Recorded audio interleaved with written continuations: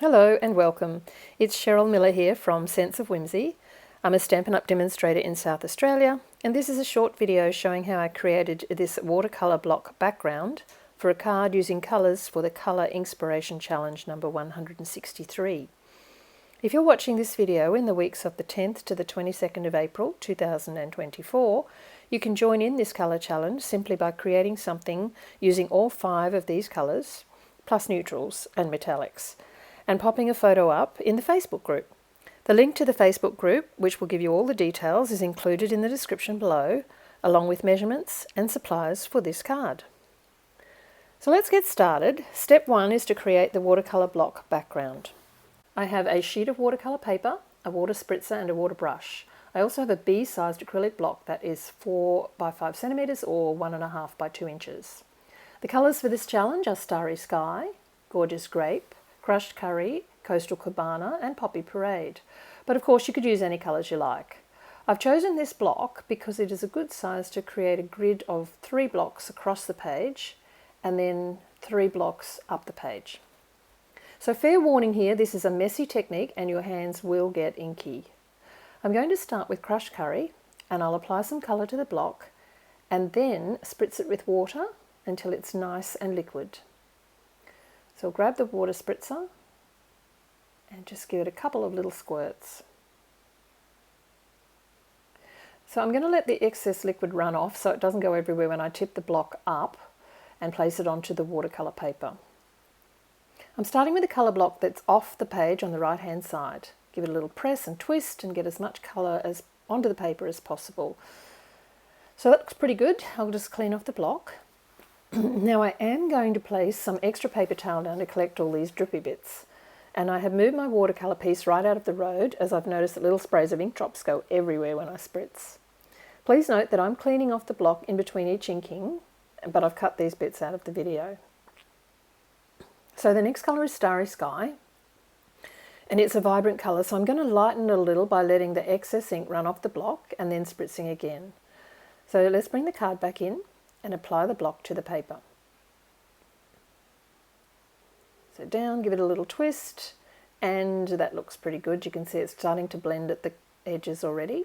The next colour is Coastal Cabana. That's a nice light colour. I'll give it a little spritz and then I'll give the block a tilt so the ink covers the block, and then we'll be able to bring our watercolour paper back in and place that down in the next position. You can see it's nice and wet, so while that ink's still damp, I'm actually going to blend the areas of colour where they join with a water brush. So I'll just fill in any gaps, like this one, run a little line of colour down each edge where they mix. Just get them to blend, fill in this little gap in the yellow, and then I'm going to run a line of colour along the top of the block so that when I apply the next 3 blocks of colour, they will start to blend a little better because they'll be running into that wet ink. I'm going to start the next line in the grid on the left hand edge with some more Crushed Curry ink. So we'll move our paper out of the road while we give that a little spritz, and then let the ink run off and spread a little bit before placing it down onto the piece of watercolour paper. Now you can flip the block around to get better coverage of ink and use up all of the ink off the block. So once we've cleaned our block, the next colour will be Coastal Cabana. Again, I will move that piece of watercolour paper out of the road before we spritz, tilt the block to let the ink run everywhere, and then apply it, give it a little twist, get all that ink off. That's looking fabulous. And the next colour is going to be Poppy Parade. This is a very bright colour, and it's really going to make our blocks of watercolour pop. So this ink creates a really smooth coverage on the block. You can see it's not pooling at all, it's spreading quite well. And once we place that down, look how vibrant that is. It's gorgeous. Now again, I'm going to do a little bit of blending while the inks are still wet. Be mindful of what colours blend well together. You will always get a colour change, but you want to be careful that it doesn't get too muddy. So I'm also going to fill in any little gaps. I'm cleaning my brush off in between so I don't spread that red ink everywhere, which tends to happen. And then again, I've got that line of colour along the top, so we're ready for the next line of blocks of ink. Oh, missed that bit. Now we'll move on to that top line of colour, and I'm going to use the gorgeous Grape. So this is another strong colour, so when I spritz I will make sure that I put lots of water down and let some of the water run away so that it's not too dark when we apply the ink to the paper. So give it a little twist, I'll turn it around and fill in that little gap. Oh, that's very nice. Okay, next colour, crushed curry. Yellow and purple can make a brownish colour where they blend, so I have to be a little careful here. So again, we'll give that a spritz, bring our cardstock back in and place that one in the middle, give it a twist and turn it up the other way. Now that's looking pretty good. You can see where they blend, that's gone a brown grey colour. Last colour, Coastal Cabana. So that nice light colour, give it a little tilt and then apply down into that very last little segment. That's looking very nice. Once again, I will blend those blocks of colour with my water brush. I'll just make sure that it is clean, and then work to either blend the colours together, or depending on how much water you add, you might get some nice watercolour marks in there as well. So now this will need to be set aside to dry, or you can dry it with a heat tool. But while we are waiting for those colours to dry, let's move on to step 2, blending and stamping the sentiment image. So I have a scrap of basic white cardstock here, 2 blending brushes, a Coastal Cabana and crushed curry, and the 2 ink pads. When I am using blending brushes, I like to add the ink to an acrylic block instead of picking the ink up directly from the soft foam pad. So let's start with the Coastal Cabana first. I'm going to pick up the ink with the brush and then, starting off the piece of card, apply the colour in a circular motion to just past the halfway mark. I can add more ink to the block if I need and make this as dark as I want. I do want quite an intense colour to match those intense blocks of colour on my background layer, so I'm going to work this another time, and that's looking pretty good. I'll just use up all of that lovely ink. And as you can see, that it's becoming quite a lovely intense colour. So now we'll flip that around and add the crushed curry from the other side. And we're going to blend the 2 colours together in the middle. So again, you'll come down just past halfway so that we get a blend through the centre section, which will be a green colour. So again, you can make this as dark or as light as you desire. Now, when I am blending 2 colours together like this, I do assist with the blending by coming back in with the first colour, applying another coat of ink over the top, and that just accentuates that blend in the middle. It helps give you a lovely seamless transition of colour, especially when we're using 2 very different colours like these 2 are. So love that mix of colours in the middle there. We're going to stamp directly onto this, so either dry it with a heat tool or let it sit for a couple of minutes first. We're going to be using the Spotlight on Nature stamp set for this card. As I'm recording this, the stamp set is not yet available, but it will be on the 1st of May 2024. So I'm going to be using the Thanks sentiment, and I'm stamping in Starry Sky onto the blended panel. So I know where to stamp. Let's look at the dies I'll use to cut out the matting layer and the sentiment itself. The Spotlight on Nature dies are a set of nested round dies, each with a decorative edging. I'm going to use the decorative edging as a matting layer for my sentiment piece. So this fluted edge works well with the Stylish Shapes dies, which have a variety of stitched circles. There is another decorative edged die from the Spotlight on Nature's dies which also fits, and it has a lovely lacy edge. So I think I'll use that one this time. So placing the plain stitched circle on the blended piece, I want it so the blend runs horizontally across the circle. So I'm going to stamp up that sentiment onto the panel to suit. So inking up with Starry Sky, I'll just do a little test stamp. Looks great. So we'll ink that up again. I'm just tapping very gently into the ink pad so I don't get ink everywhere. And then straight down, straight up, and that looks amazing. You might be thinking that's a lot of blended cardstock for that very small sentiment, but I like to work on a larger piece when I'm blending, and then you can save whatever's left over for another project. So we'll go ahead and die cut that stitched circle from the blended piece, and then the decorative mat will be out of Coastal Cabana card.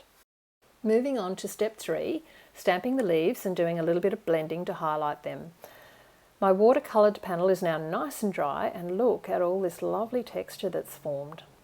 The leaves are from the Spotlight on Nature stamp set. It's a lovely large stamp with loads of detail.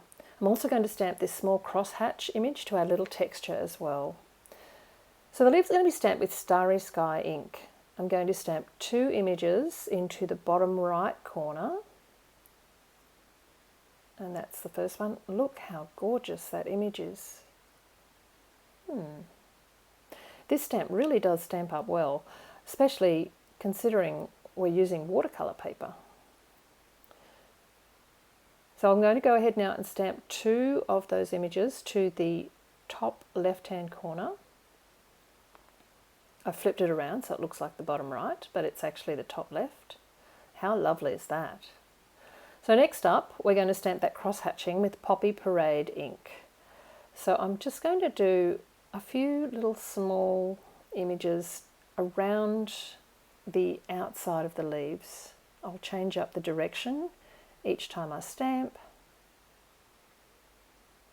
and we'll add one down over here, and then I'll maybe add just a couple in the leaves in each corner. Now to add some oomph to those leaves, I'm going to use a blender pen and add just a few strokes of the blender pen into the center part of each leaf. Now this is going to blend that Starry Sky ink just a little bit into the colour that's underneath. I'm cleaning the tip of my blender pen each time so that I'm not transferring the brighter inks like the red into, say, the yellow. Now I did try this with water, but it made the image run too much and lose a lot of its detail. So the blender pen fluid is perfect because it's not too runny, and it just adds a touch of depth to the centre of each leaf. I haven't gone too close to the edges, just to ensure that the leaf edges stay nice and crisp.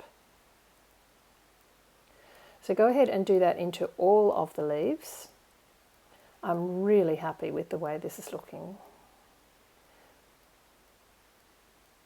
That's that panel. Let's work on the top leaves. You can see they change colour a little bit depending on what colour they're stamped over. So I've gone ahead and finished those top leaves as well. How amazing does that look? I'm really happy with it.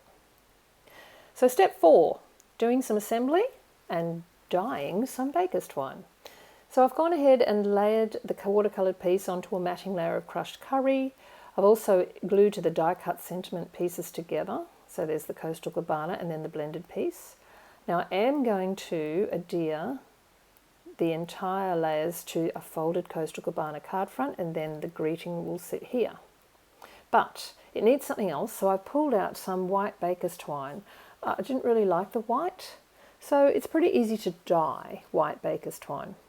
I'm going to make mine crushed curry. I've got a very large block, and I'm going to cut a length of twine that is long enough to wrap around those front layers twice and then tie in a bow. So onto my large block, I'm going to add some crushed curry ink, and then I'm going to spritz that with water to make it nice and runny. Then I'm going to pop my baker's twine into the ink, and I could use my fingers, but I'm going to use a tool of some sort. I've got my bone folder here to manipulate the twine so it soaks up the ink. Now, I used a bone folder, but note that the ink did stain my bone folder. Now, I don't care, but if you don't want a multicoloured bone folder, maybe take your pick tool or even some tweezers. The twine appears to get quite dark as it picks up the ink, and I was a little worried that I'd made it too dark. You can see how bad that bone folder is there. So what I'm going to do is put some paper towel down and then press the paper towel into the twine. That will soak up any excess ink, and it does make the colour much more yellow and vibrant. You will need to put the twine aside to dry or dry it with a heat tool. So now we're at the last step, step 5, adding the twine and embellishments. So I've wrapped that dry dyed baker's twine twice around the 2 layers and tied in a bow, and I'm going to keep that bow in place with a little mini glue dot. I will then go ahead and trim off the ends of the baker's twine, and then the sentiment piece is going to sit over the baker's twine, and I'm going to pop that up with some dimensionals. I'll add those Stampin' Dimensionals at the top and bottom of the circular piece so it sits over the twine. I have placed those and taken the backs off, and that's just going to sit in place around about there, and just manipulate your bow so that it looks good. The mini glue dot will help you do that. And then once you've got that bow where you want it, bow wrangling I call it, I'm going to adhere those layers to the front of the folded card. Now I'm going to use liquid glue. You can use tape or seal, whatever is your preference. And that will just go into the center and leave a nice bit showing of the Coastal Cabana folded card. The last thing to do is to add some adhesive embellishments. Now I chose the fine purple shimmer gems, and the middle colour of those is Gorgeous Grape. I do prefer the smaller gems, and I'm going to apply 3 in a bit of a triangular arrangement towards the top, and then a couple at the bottom, the lower right. I was going to put some in the sentiment piece, but I think it looked a little odd. So we'll just add the 3 at the top and 2 at the bottom. And there we go, that is the card completed. I really enjoyed creating this one. I love that every time I create this card it will be totally different. And of course the background is the hero, so you can use any stamp set and dies to add those features to your card. I hope you've enjoyed this video. Please subscribe to get notified next time I am creating. Thank you, and see you soon.